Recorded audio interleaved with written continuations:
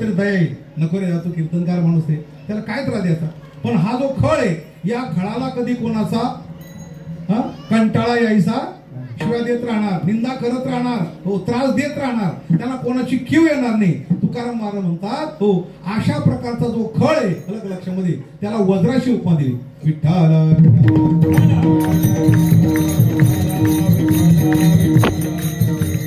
का म्हणे वज्र भंगे एक वेळ आणि कठीण हा खळ तया होणे. वज्र भंगल, हो, पण खळाचा निश्चय कधी भंगणार नाही.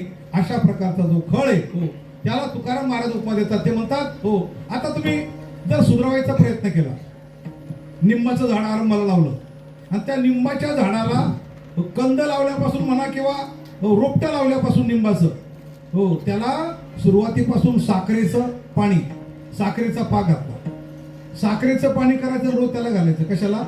निंबाच्या झाडाला.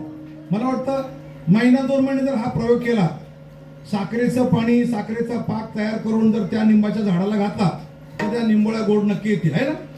हो म्हणतात कुशल. निंबाच्या झाडाला साखरेचा जरी पाक घातला तरी, हो, ते कडूच राहणार, आपली फळं ते सोडणार नाही. हे अभंगाच्या 3ऱ्या चरणाला सांगितलं. लिंबाची आधार साखरेचे आण